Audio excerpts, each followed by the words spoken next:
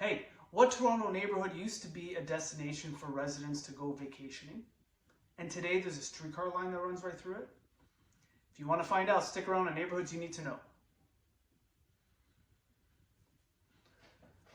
Hey everyone, I'm John DeFreitas, local real estate agent with Sutton Summer Realty, and today I'm bringing you another great neighborhood you need to know. And today I'm bringing the neighborhood of Long Branch in Toronto. And Long Branch is a forgotten neighborhood sometimes, tucked way off in the west end of the city, but it's got a lot of great features and a bit of an interesting history that I'm going to fill you in on. First, let's talk about its location.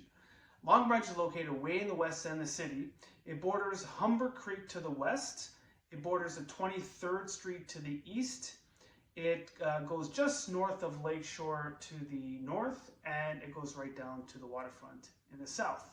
So, before I get into details related to the history, I want to remind you, if you enjoy the content of these videos, if you find them useful, please do me a favor, share, like, and subscribe. Comment to me as well. Let me know what you like about it, as well as what you'd like to hear.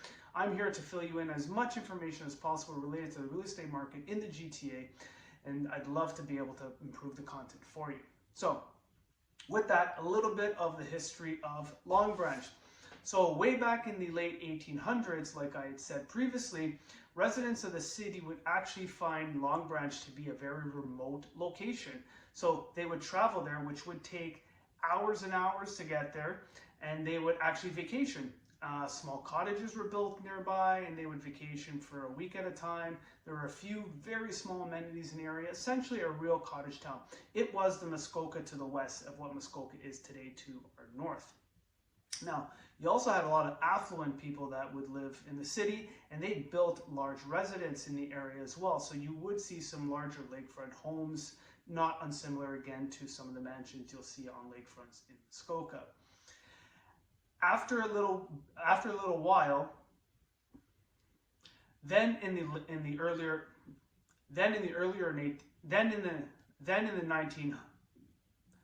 several years later in the 1900s, they started to develop the rail tracks from the city out to Long Branch.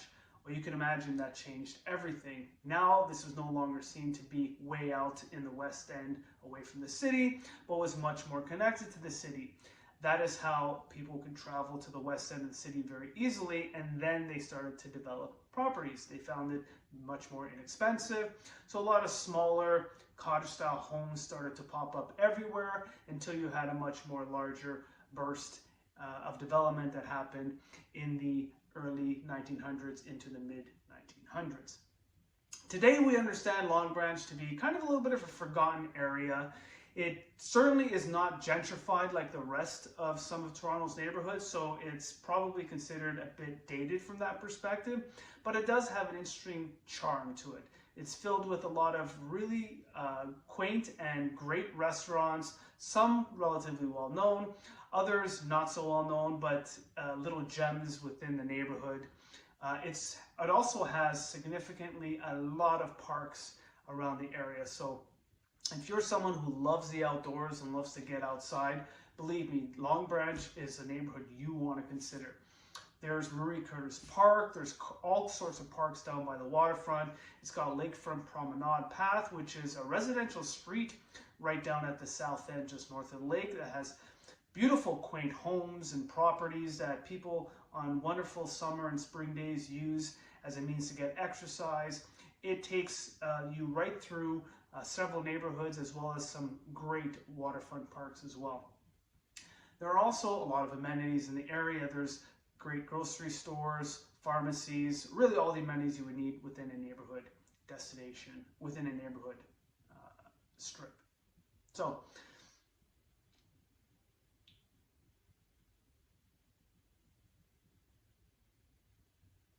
well, how about the schools? Well, there are several schools in the area, and here's an actual breakdown of some of the information within the community. You can see right here is a list of the schools, and you can see some of them are on the higher end of the Fraser Institute ranking as well. And then you've got a list of parks in the area, and I mentioned a few of them, but there's many, many parks that you can see listed right here. And then there's also a list of other amenities in the area as well. And you can see one of the great benefits of this location. So you've got two destinations for transit. You've got the GO line as well as the streetcar line that runs from Queen Street right into Long Branch. That's right. Essentially, you can take a streetcar all the way from the beaches in the east end of the city right to Long Branch. I've done it. It takes some time, but it's a great trip that you can take one day.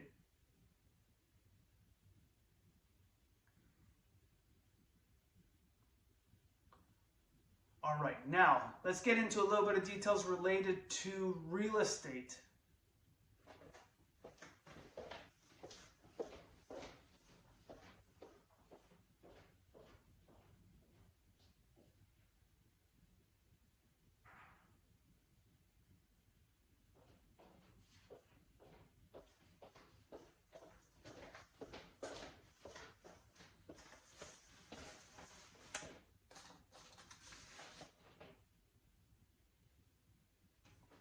All right, now let's get into some of the details around real estate in the area. In the area, what you'll find, a detached home in the area will run you approximately $1.4 million. Semi-detached, just over $1 million, about $1.2 million. You'll have condo townhomes that are at about $829,000, and condo apartments are right just under $600,000. Now, these are statistics from Q4 in 2021. The latest stats aren't yet available, so they're a little dated, and the way the market's moving, we know that prices are about 10 to 12% higher than what this is reflecting. But I will say that considering some of those prices, you actually get a real good bargain in the area, much cheaper than some other pockets in the city. Now, I want to show you 3 properties to give you an indication of exactly what you're going to get and how far your dollar goes.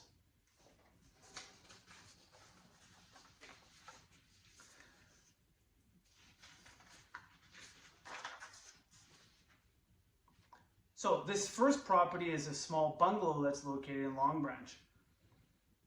It's a detached bungalow. It's three bedroom plus 2.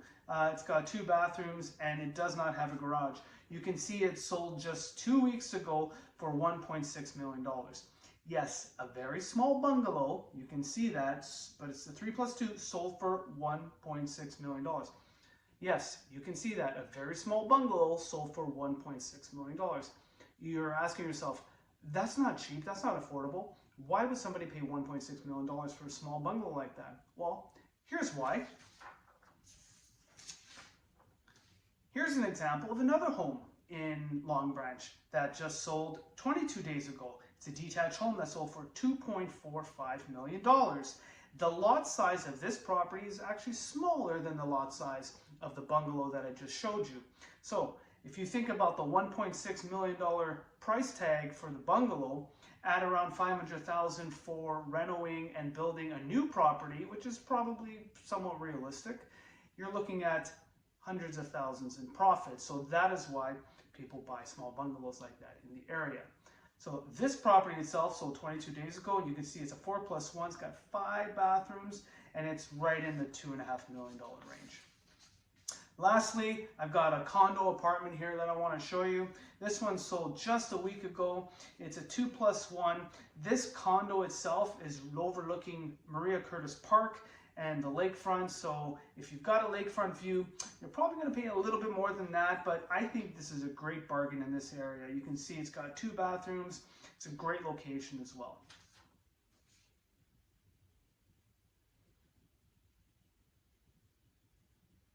So there's a lot of great aspects about the neighborhood of Long Branch in Toronto. Yes, it's tucked way in the west end of the city, but you know what? It's got a streetcar line that runs right through it. It's got a GO train. It's very accessible to so many parts of the city, and it's still considered somewhat affordable as compared to other areas in the city.